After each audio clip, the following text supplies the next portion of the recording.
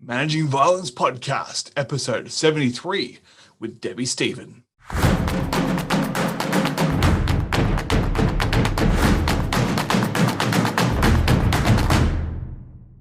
Hello, ladies and gentlemen. Welcome to the Managing Violence Podcast. Great to have you back again. Today, I am joined by Debi Steven. Debi is a karate expert. She's a successful dojo owner and a martial arts business person, but she's also done an amazing amount of work with her not-for-profit organization, helping disadvantaged women in a variety of countries, South Africa, India, as well as in the UK. And she does some amazing work. We're talking today about gender-based violence. And I know for some of you, it's going to be a topic that challenges you a little bit, but I really challenge you to listen, to learn, to take an open mind. That sometimes these terms have got baggage attached to them, but that's the actual point. There's a lot of baggage when it comes to gender-based violence. So whether you're male or female, I encourage you to listen to this podcast because it will certainly shift your perspective, perhaps, if it's not a topic that you know a lot about. Now, before I get to Debi, I just want to give you one piece of exciting news. My new book, Neon Jungle, A Bouncer's True Tales of Lessons, Laughs, and Lacerations, is now available on Amazon everywhere in the world. The ebook is out now. The print version should be out in the next couple of days, everywhere except Australia.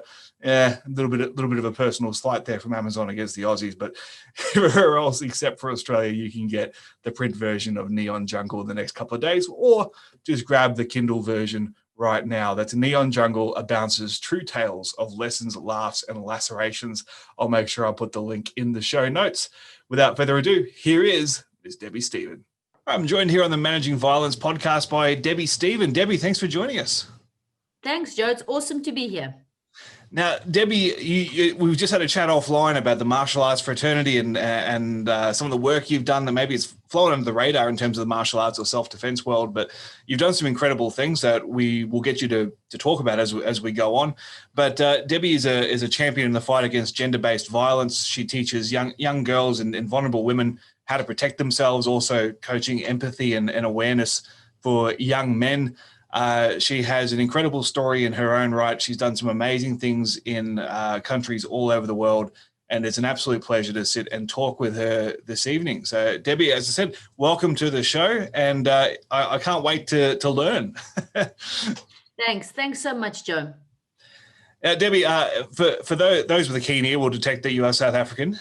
You are based in the UK, working out of India, South Africa, and anywhere else? India, South Africa, and actually the UK. Okay, right. So you, I guess things have been challenging this year in terms of being able to maintain a globe-trotting life. It's been interesting. Let's start at the very beginning, though. What's your introduction to this world? I know you had some childhood events that sort of set you on this path. So let's just tell your story for listeners. Yeah, thank you so much, Joe. By the time I'm South African, obviously, as Joe said. By the time I was 10 years old, I had been raped twice. And I think this is a really important story to share because I see a lot of content with regards to self-defense teachings, looking at perpetrators only being of a certain type. And we focus a lot on perpetrators being people from other people's communities. Wherever I've taught in the world, somebody's blaming somebody else's community for being the bad person. For me, it wasn't like that. For me, it was just my friends' brothers, older brothers, but my friends' brothers that raped me. So the reason I share that story is that very, very early on, I realized that it wasn't a monster, that I realized it was somebody within my community. And the lessons that perhaps my parents and society had taught me, even at that young age, was that it would be like, it's that rape happens in a certain way.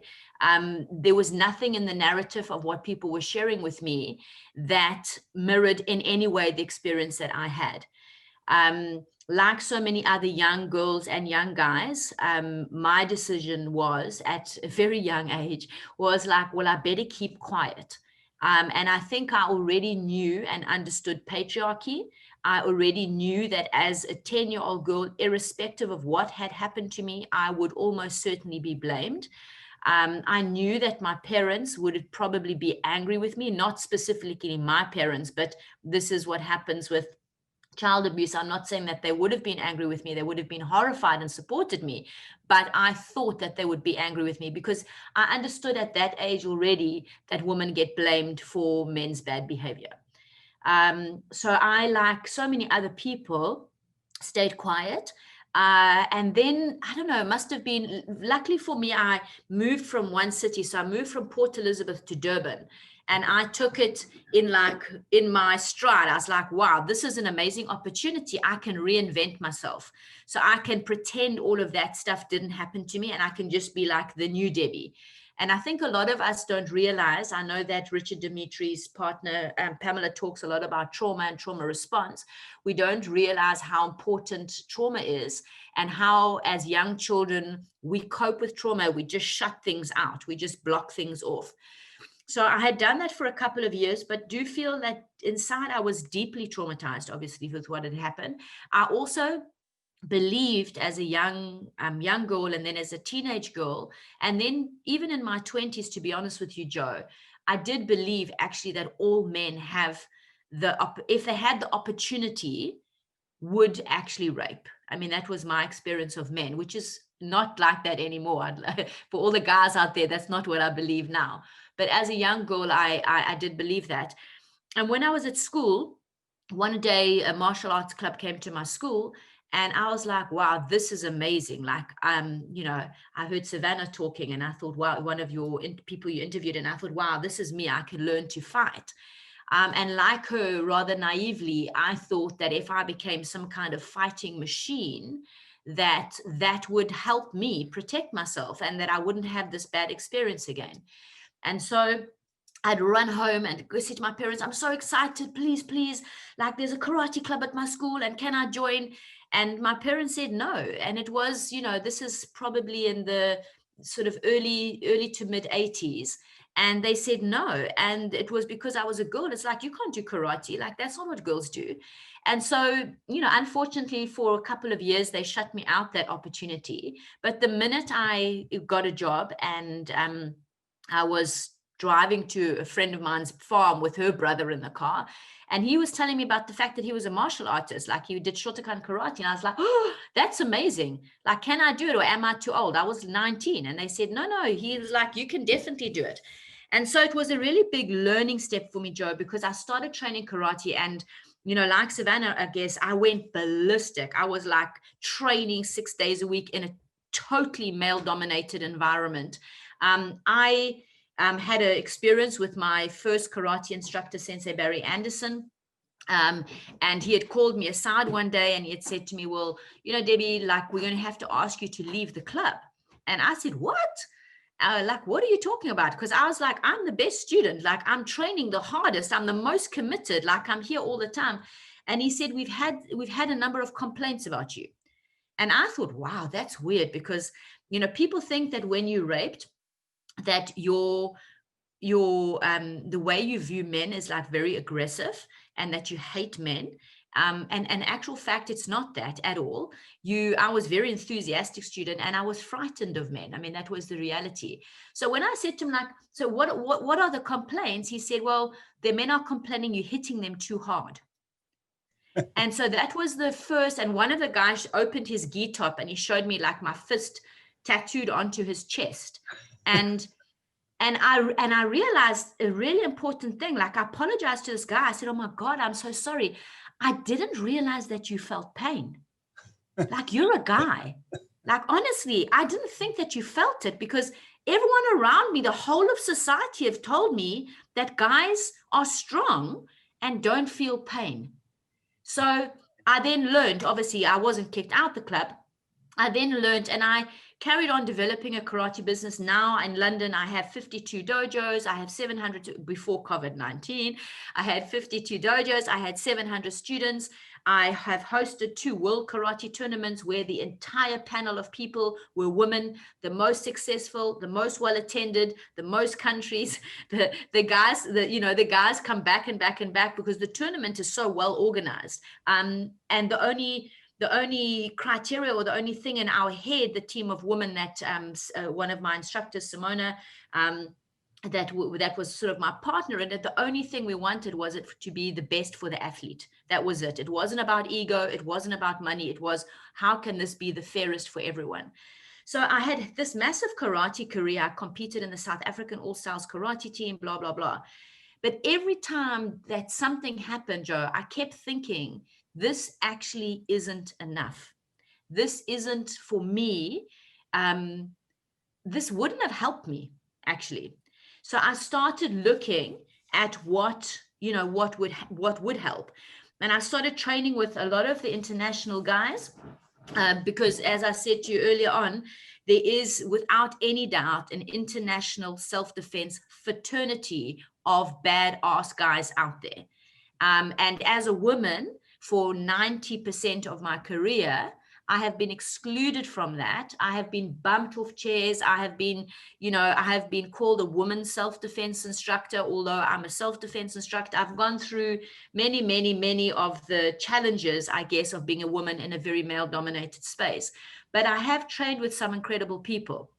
And I think for me, training with Richard Dimitri, I was the first Senshido at the time, his school Senshido qualified instructor in the UK, male or female. I was the first person in the UK to fly out to Montreal and be put through his hectic instructor's course, which he unfortunately doesn't do that course anymore. He's also evolved and developed, over time. I was also an instructor under Rich, just for okay. I'm familiar. So when I say I was the first person to do that 10-day course, you understand what we went through. Zombie week, huh? Yeah, I loved it. I have only fond memories of it. I mean, I remember walking around Montreal and thinking like, oh my God, like at any moment, he's going to get one of his students to attack me in the street. It was like that. But one of the things that I really respected about and I still respect about Rich, other than the fact that he continuously evolves with which many instructors don't, he also started, we had a very similar idea about psychology and looking at how things work out with regards to violence. So that was a massive influence on me. And I then also, I think when I'd come back from Montreal, I was very conscious that I would, like many instructors, I was teaching to pay my rent. I had karate businesses that I was developing. I had a very separate business called Premier Self-Defense, which I was teaching reality-based self-defense to corporates and schools and stuff, men, women, and young people. But for me, my heart is in service. Like I understand, I grew up in South Africa. I understand discrimination. I grew up in patriarchy. South Africa is an incredibly patriarchal country. I understand patriarchy. And I also understand poverty. And I was very aware that people could only come on my workshops if they had enough money, or could only attend other people's workshops if they paid. And I realized that very, very few people were doing something for nothing. And so I changed everything that I did to decide that I wanted to set up a charity in the UK called Action Break Silence. And I wanted to provide the services of what I was charging people for free of charge. And actually last year in the COVID, I've decided to shut my business and only have a charity, so that anyone that does pay, the money doesn't come to me, the money goes into the charity, and it basically pays for people to do their course. So that's sort of a tiny background on how I've gone from young to old, Joe, and got to where, got to this interview. Yeah, wow, that's incredible. There's like 3 or 4 episodes worth of material that we've just covered that I could pull on threads and drag out. But I'm really interested in, I guess, the Action Break Silence primarily because of the demographics you're working with, the communities you're working with. I think to set the scene, and look, I disclosed to you before we started recording, somewhere between 92 and 97% of the audience of this show are male, and yeah, as am I. And I think it's hard sometimes to be aware of someone's suffering or someone's plight outside of your own experience. And certainly for me, I always taught both genders, but I certainly didn't get female problems the way that I understood young male problems. And once I became, I'm a dad to 4 daughters now, which changes your perspective on what's important. And it's something that has really, my eyes have started to open to the challenges. My oldest is 8 going 9, 9 going 9 going 27. No, Right. go exactly. So like I'm seeing issues that she's facing and things that are happening at school, and I'm like, oh my God, this stuff that I wasn't ready for is starting to happen. And I'm becoming more and more aware of the challenges that she's going to face as I try and equip her as best I can. So I think probably as a starting point, let's talk about what gender-based violence is and what is the scale of it, especially beyond the first world country environment that majority of our listeners have a certain level of first world comfort. What is the scale of the problem that you're actually fighting?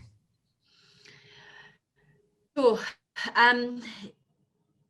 I often wonder if it was men and boys that were being put through what women and girls have been put through since the beginning of time, how different the public response to that violence would be. I think that there's a war on women. I think the number of women that are suffering internationally is catastrophic. Cyril Ramaphosa calls it the second pandemic in South Africa. Although the restrictions and laws and regulations and attention that's been given to COVID-19 has never been given to gender-based violence. I think it's an international issue. Unfortunately, and again, I hopefully, because I know your audience is male and I want to be really upfront, you will see as we're going through the interview, I have absolute empathy for men. I have evolved in the way I think, and I have really looked at patriarchy and understand that it's not just women that have been severely impacted by that, it's actually men. So, but the gender-based violence is, I think, one of the things that I think a lot of guys don't get is when they think of gender-based violence, they think of like rape. So if I said to guys, what do you think the worst thing that a woman could go through? Guys would say like, oh, being gang raped. And I think, to be fair, that's a lot of, when you ask women, you'll get a very similar answer. For me, if you look at violence on a pyramid, and you look at the top of that pyramid as the worst thing or something that can happen once in our lives. So once in our lives, we can be raped and murdered, all right? And at the bottom of that pyramid, you look at stuff that women are experiencing every single day, multiple times a day. And it's that stuff on the bottom of that pyramid, Joe, that impacts our daily life, takes away our right to happiness, our right to freedom, and our right to live our lives to the best of our abilities. So these things at the bottom are what's already impacting your 8-year-old daughter. So I will guarantee you, if I said to you, do you think your 8-year-old daughter has suffered gender-based violence? Most guys will say, oh, no. But if we asked your daughter, has a boy slapped you on the bum? Has a boy, pulled your ponytails? And what we don't get is that's the start. And actually those things of bra snapping and pinching bums and slapping breasts or, that kind of stuff that's happening when kids are 7 to 10 years old is already catastrophically impacting those girls' ability to go to school and feel 100% safe. And as you know, guys often do this in teams. So there is great intimidation, and a lot of young girls feel nervous about actually going to school. For me, I think gender-based violence is the obvious things, but I think what's often missed is all of the things beneath those big ones. And I think when men teach self-defense, they focus on like the rapes and the sexual assaults and muggings maybe. But what they're not looking at is two things. One, who are the people doing that? And how does it actually happen? Because I know, again, when I was listening to Savannah, she was saying like size counts, and you need to not be a princess, which I find slightly, I don't know, I find it slightly insulting to women that happen to be really, really beautiful. And it means that if you're a beautiful, amazing woman, that you're not a warrior. And I think that's a problem for me. But that that there is this massive section that people they're not looking at the perpetrators, and they're excluding a lot of stuff that's limiting our ability to be a woman. And I think for me, that's a big thing, Joe. Yeah, there's a lot to unpack in what you've just said there. And look, you're bang on the money. I mean, this past year, I mean, there was one moment that was like a real, I guess I won't say it was an epiphany moment because I was on the lookout for it, but I mean, my daughter had a boy at school that was writing her letters, and she was writing letters back to him, and it was all very cute. And his mum was saying that he was sticking my daughter's letters up on his wall beside his bed, and he was like completely smitten with her. She knows she's not having any boyfriends because she's 8, and he eventually asked her to be his girlfriend, and she said, no, I'm not allowed to have boyfriends. And he got very upset, and he destroyed all the letters, and it absolutely broke her heart that he reacted violently, even if it was just to the things that she had made him or given to him, that had significance to her, because she didn't give him what he wanted. And the next day, obviously he was embarrassed, and they made friends again, but it was just a glimpse of the emotional trauma and the emotional violence that takes place, where he expected one thing to go a certain way and she said no. And I was, obviously we highly encouraged her to say no, and to boundaries and say no. Yeah. And to stick to what she wanted, and not to give in because there was an emotional blackmail going on. But I mean, that's 8 years old, right? So I think, Joe, the interesting thing about what we've said, if we like unpack it, all right. So we understand what happened to your daughter. We understand that this guy responded violently by ripping up and tearing and stuff. But my thing is that what I started looking at in the last 10 years is really trying to not judge that 8-year-old boy, and to really look at why that boy did what he did. Absolutely. And this is something that I've looked at a lot. I forgot to mention that I've done a master's degree in women and child abuse as well. So I've done a huge amount of academic research behind everything that I'm saying. And for me, that young boy, I mean, like I've said this a couple of times. So let's just imagine like we could put 100 young boys, like this particular young boy, and like some young boys from India and some young boys from like some of the, let's just have a diverse group of boys from all over the world. Because this is, when it comes to gender-based violence, I think borders and boundaries are eradicated. Because experiences that I've spoken to women and girls all over the world are very similar. And when I've spoken to boys, the way they are brought up is very similar. So, of course, there's cultural differences and we respect that. But imagine if we could have like a stage and we could have 100, including this little boy that did this to your daughter, this young chap that did this to your daughter, let's have a stage with 100 young boys on it. And for us as the public, for you as a dad, for your partner or wife, as a woman, as a woman, let's just have a whole audience looking at those boys. And if they were 3 years old and we asked the audience, what do you think? You can't look at a 3-year-old boy and not go, oh my God, he is so cute, because that's what you do. 3 years old is just adorable, male or female is adorable. And so it's at that age that patriarchy starts. It's at that age that men are already conscious of their duty to follow masculinity. And it's already at that time that society starts putting pressure on boys. And for me, I think there's a very thin line. When you stop a young boy feeling, it's child abuse. I'm very strong on that. It's child abuse. And I know that a lot of this audience out there is men that are listening, and just really think about it. How many times when you were under 8 years old, were you told to man up? Were you told the minute you tried to express yourself as a young child, you were knocked, not just by perhaps a family member, but by peers at school, but by teachers, but by society? and all sorts of media stuff that you're already seeing. So for me, I feel that by the time young boys are 8 years old, their belief system is already starting to set, Joe.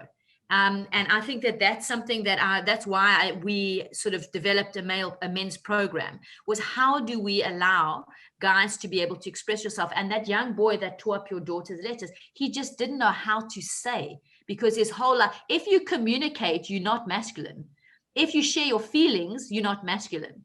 And so I think that it gets to a point that the only way boys can express themselves, even at 8 years old, is through rage. Yeah, and look, that's the conversation we had with her as well, is that, she hasn't grown up in a family where destruction is a response to emotion, right? And so she was very confused, and she thought, but he's so nice, and I like him, and why is he a bad person? He's not a bad person. He just didn't know how to deal with an embarrassing situation. He didn't know how to say. Yeah, he didn't. He was hurt. He was hurt because And he didn't have any healthy responses to that. And look, he's a kid. I'm sure he'll learn more skills. There's nothing wrong with his family, but it's just one of those things that's sort of like that. That's a glimpse, right? That's a glimpse of the challenge. I'd like to switch gears a little bit and have a look at some of the challenges you've had, or maybe some of the stories you've had working in India, working in South Africa, working with communities that may suffer higher degrees of oppression or less legal representation, or whatever other challenges may be posed in some of those communities. Yes, I've been very privileged, Joe, to work in India, and to work in South Africa. I've done some work in South America as well. And to be really, really honest, I've worked in some of the poorest communities, and I've worked with in the same countries with some of the wealthiest people when I've done private work and corporate work. And again, I have to say that, if you look at COVID-19 as an example, people talk about, we also want to blame everyone as well. It's the same with gender-based violence. So when I'm in India, people often blame people in the cities. Were blaming rural people coming into the cities to find work, and poor, uneducated people. And so I think this is a big thing with gender-based violence, and probably violence as a whole, is that we always want to point fingers. My work in India, I think we've taught 35,000 women and young boys in India, and the same huge amount of people in South Africa.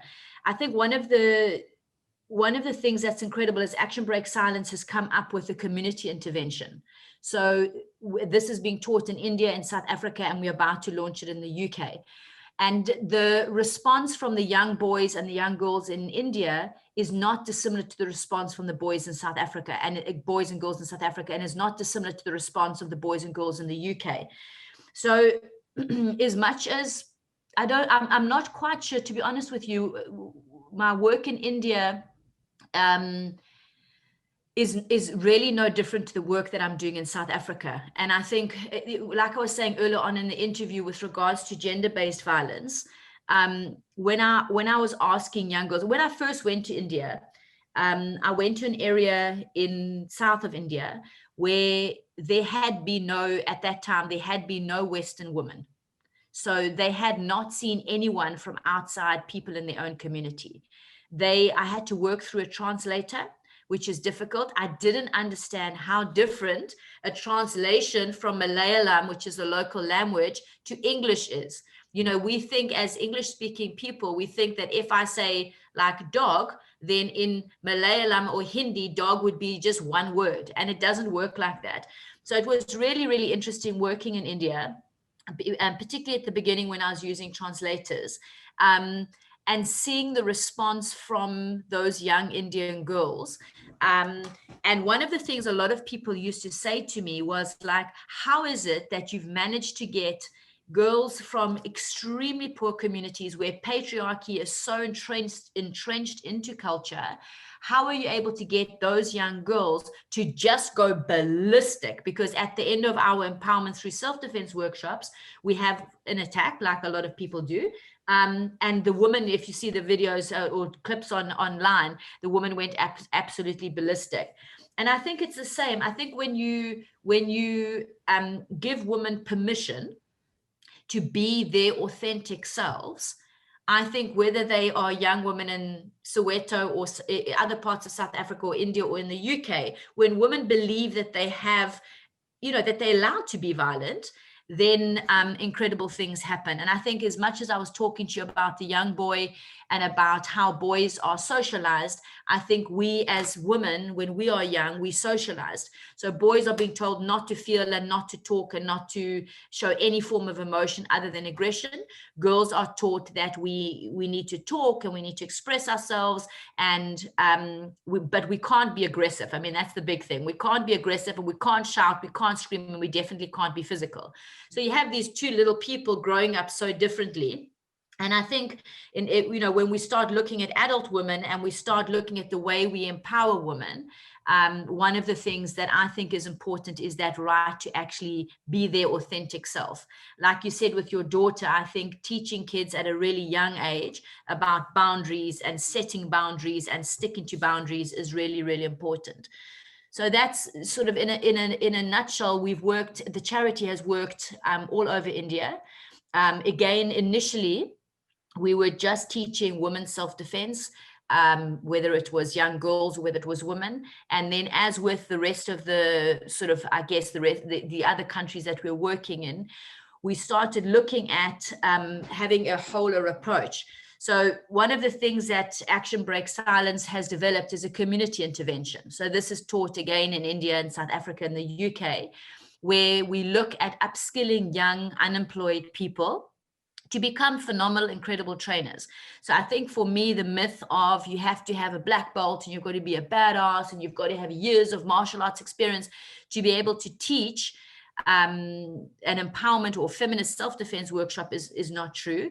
And then a big thing, Joe, is that we have the schools intervention. And this is something that we teach in India, South Africa, and the UK, as you said at the beginning, where we're teaching girls to be empowered and set boundaries, and boys to feel empathy and become active bystanders. Mm-hmm. That was actually my next question, was what sort of, I guess, how does Action Break Silence actually look on the ground? I mean, are you doing long-term training? Is it workshops? Is it a series of workshops? Is there ongoing training with their communities? How does it actually work on a practical level? So one of the things that as a charity and me as a person, I think doing the master's degree was life-changing, because I had an opportunity to really look at research, international research, in what was working and what wasn't working. So I was very much teaching parachute interventions. So I was going in and teaching, it doesn't matter about the hours, 2, 4, 6, 8 hours, but I was going in teaching a group of women or girls and then leaving. I hadn't had any focus on young boys at the time. And over the charity was founded in the UK in 2013, and then in South Africa in 2015, and then as a fully fledged Indian charity last year. So one of the things that I learned was for us to truly have change in society, because you've been involved in this industry a long time, Joe. Like I don't want to do something unless it's going to have societal change. I don't want your daughter to go through what I went through.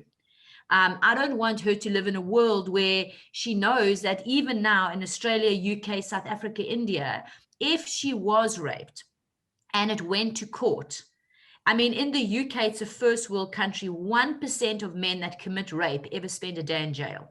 So like that's the world that we women live in. So how do we change that?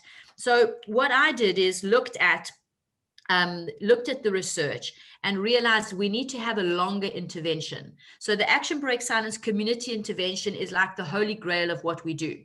So it's getting the entire community involved in changing the way, the way they view women, and very importantly, the way they view men as well. Because unless we change the way boys and girls are socialized, violence will continue. We know that 90% of violence is perpetrated by men. So unless there is a focus on men, nothing's going to change. So one of the things that I would ask and reach out to everyone listening is to question if you're a phenomenal self-defense instructor, all right, and you have years of experience and passion and all of those things that's needed to become successful in this industry, why is it that you're not teaching boys to not behave like that? Because you are role models, you are guys. Like, why is it a woman that has come up with a program for young boys rather than all of you that have been involved in this industry for your entire lives? And so you're teaching men to defend themselves, or men to be, in your things, bad asses or whatever. But what about teaching men not to perpetrate? And so the action break, yep. No, sorry, I was just going to echo that. It just reminded me of a conversation I had with a coach years ago, and I won't give any more details about him because I don't want him to feel identified. But he was running a kids program that was attracting a lot of kids that weren't from the best of homes, and I was trying to sort of, I noticed a couple of kids and I said, I want to talk to this kid about this issue and that issue. Like, there's just some stuff going on, and he said, "Oh mate, I'm a XYZ coach. I'm not a social worker. I don't want to be a social worker. The home life is their life." But yet, if you take any martial art or boxing, or how many stories are there of this kid was on a path towards jail, and they found the sport and it turned their life around and gave them meaning, and they became an upstanding citizen. Like, there's so many stories like that have happened basically accidentally because a kid found direction and found a positive role model. Exactly. Imagine how much that could be amplified if we actually had a structured program to help those kids as well. Because I know that the ones that have that great story are probably 1%, and the rest of them go in there, they learn some skills, they get kicked out because they lack discipline, or they get into a scuffle or something, and they're booted out and they're back on the street. So if we already have a vehicle where we can achieve that by accident, imagine how much we can achieve if we were more deliberate and intentional about it. Exactly. And the thing is, you've I think so. The boys program that I developed or designed was really based on two theories. So I was looking at the social norms theory, which is really looking at our response as human beings because we think other people think we think. Basically, that's it in a nutshell.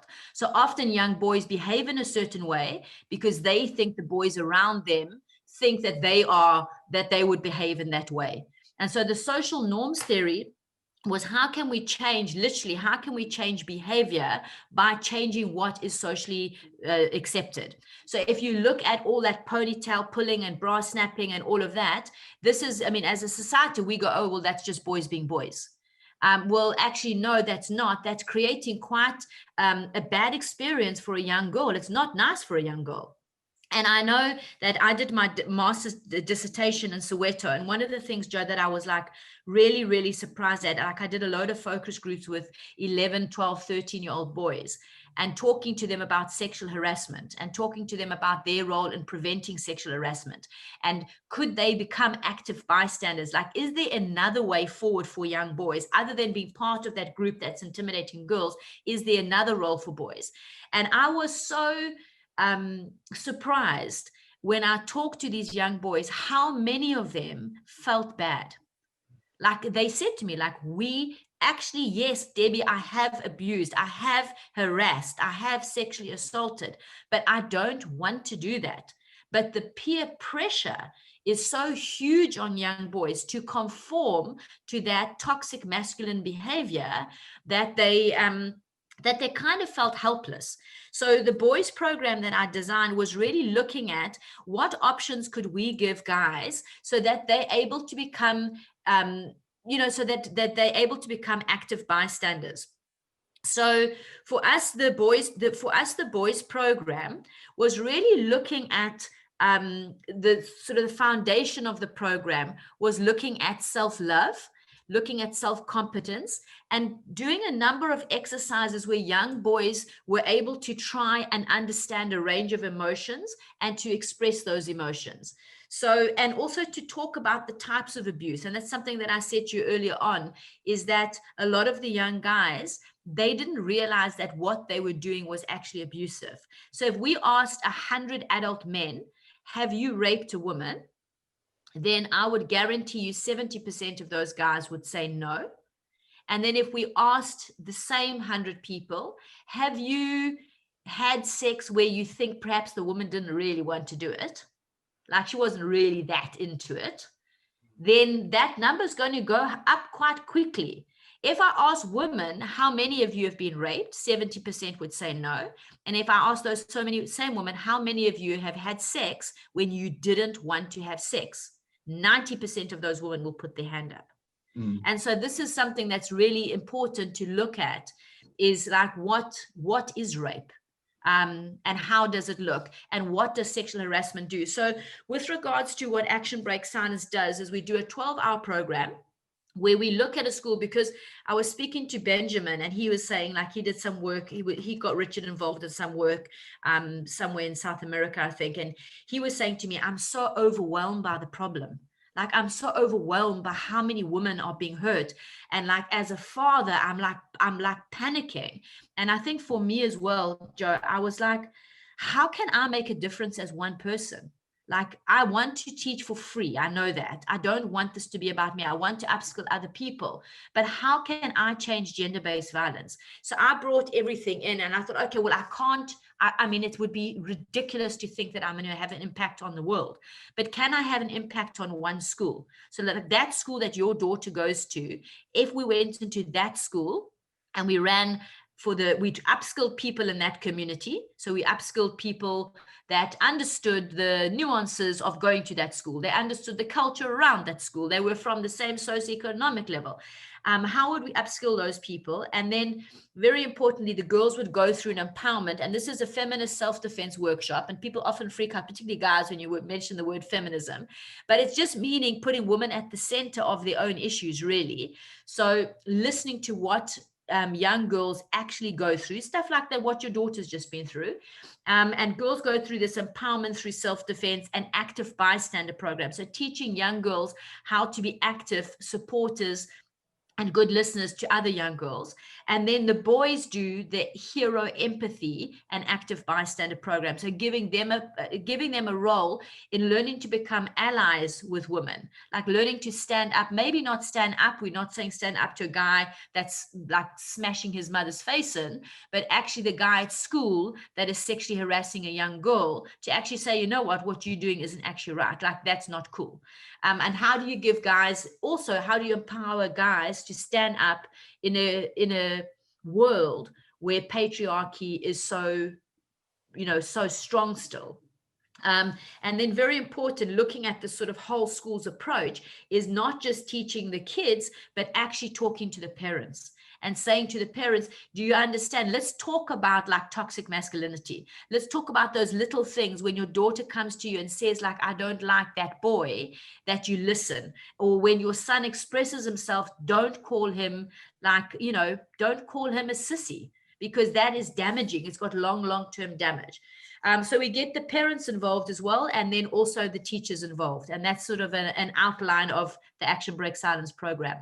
Yeah, wow. That's incredible. And I really like the structure, and I like that it's, what was the word, hero empathy? Was it hero empathy and active bystander. I like that. I really like that, because it actually makes empathy something heroic. It's something that they can aspire towards. It's not a quote unquote feminine thing. It's heroic, which is, I really like that as I can still connect to the young boy mentality. I think that's very, very cool. Just as we come towards a conclusion of the interview, one thing I really wanted to ask you, because I know a lot of our listeners are martial arts instructors. They are teaching, and look, if they're like the majority of clubs that I know, the majority of them are probably teaching majority boys and men. But there are some out there that will have majority women, and some that will have a 50-50 balance and so on. One of the things that I've observed through a lifetime of martial arts is that the numbers between boys and girls doing martial arts seem to be fairly even until about the age of 11, 12, and then a lot of the girls drift away. And they don't come back unless they happen to come back many years later. Once their kids are doing it, they might get back on the mat and they might start doing some things to reconnect to that passion. And we always kind of, as boys and as young men instructors, we thought, they're getting to an age where having bruises isn't cool anymore. Like they're starting to pursue more feminine characteristics. But looking back on it now, I do wonder whether how much of that was just a discomfort with proximity, or with individuals, or with the culture, or just the fact that they probably had male instructors that didn't really get it and didn't really know how to help with those issues. So it's a very long way of me asking for male instructors out there that are trying to do the right thing by young girls and by their female students. What sort of advice do you give them on how to do this well? I'm a firm believer in communication, and I think often male instructors presume how we feel as women without actually seriously sitting us down and talking to us. So in my martial arts clubs, I don't have that at all. So my clubs are very, very equally split between men and women, boys and girls. And as they become teenagers, we seem to hang on to them. And I think that's because we create an environment that has, I guess that just doesn't have space for patriarchy or ego with guys. And we know when boys become teenagers, a whole bunch of stuff changes. And I think that environment does become quite threatening for young girls. I would really encourage instructors to talk to the woman in their club, and perhaps to really think about having some women role models and women leaders, developing women as instructors. I have in my martial arts club, I have an apprenticeship scheme. So when when our students get their junior black belt, guys and girls get their junior black belt, I employ them as instructors because I'm a big firm believer in youth. And I think that those instructors would mentor the students, mentor the kids a little bit younger than them better. So in our junior instructor scheme, we have equal number of young women role models as we do young guys. And I think perhaps that's one of the reasons why we retain our women students. So I would look at perhaps having an apprenticeship scheme within their club and promoting an equal gender so that women aren't always taught by teenage guys or always taught by men, that they actually have women that they can aspire to and women that are incredible role models. That makes a lot of sense, and it sounds like something that should be standard. But I'm just off the top of my head, I can't think of too many clubs that I'm aware of, at least locally, that do that. And that is really interesting. The other question I have for you on that, and is something that I'm just curious about your opinion on. When it comes to pure self-defense for women, we're actually teaching women self-defense classes. Are you a fan of the women's only classes or mixed classes or combination thereof? Where do you stand? What are your thoughts on that particular question? I think as women, as with men, we are so all very different, so I don't think we should have a one box fits all. I think we should have options. I think the advantages of having an all women's class is that women feel that that's a safe place, that they can express themselves, they can share stories. And I think this is why sometimes it's good to have a woman instructor rather than a guy. Although I do know a number of male instructors that are absolute honeys.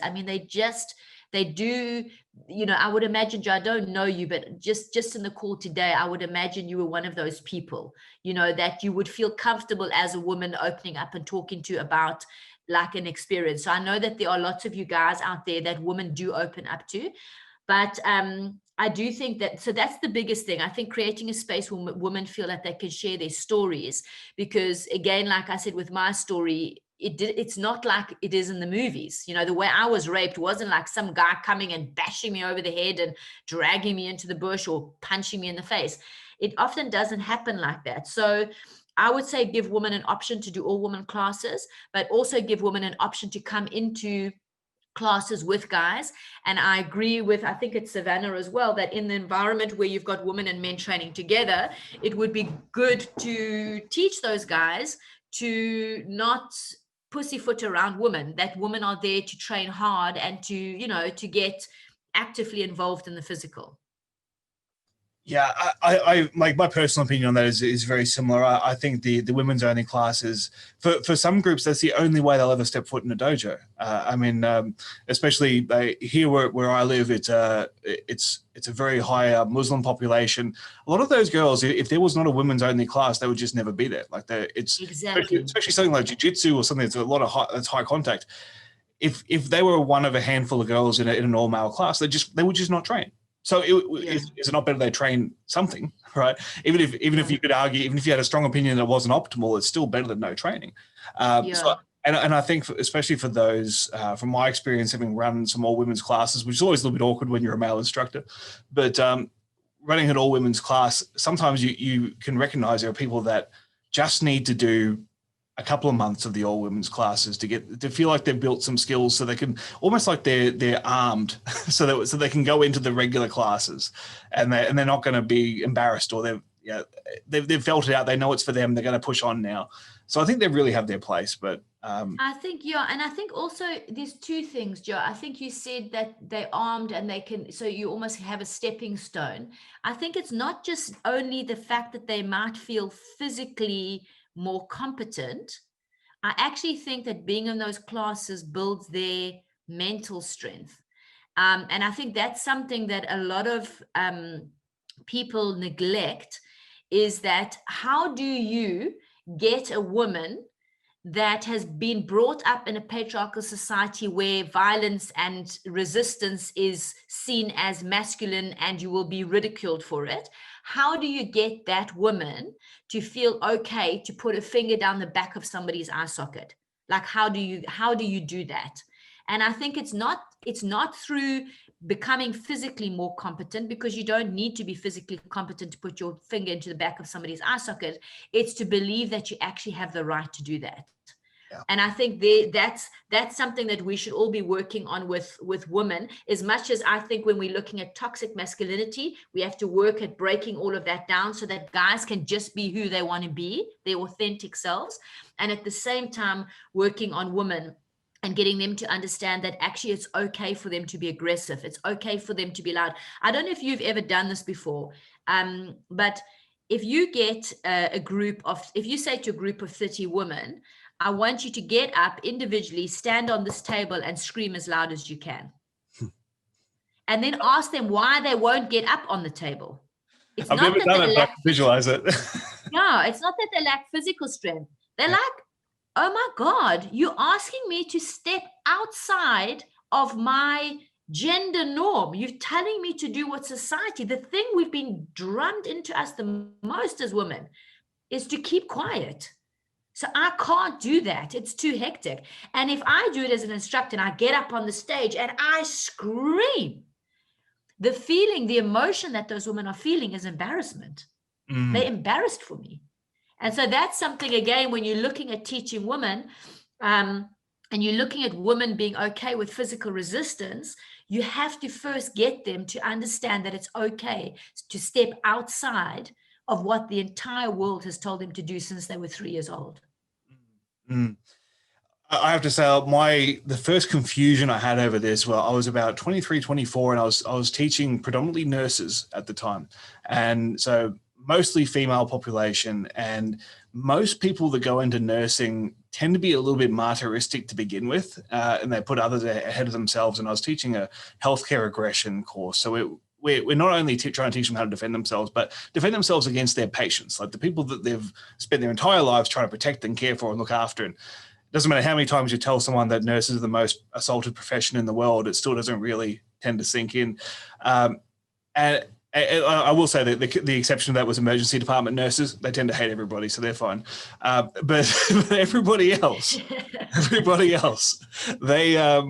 it really took almost more therapy than training to reconnect them to this idea that you are worth fighting for, and so a lot of the times the trigger had to be connecting them to a threat on their child. And then they could reconnect to that primal instinct of actually doing damage to another human being because it seems acceptable at that point.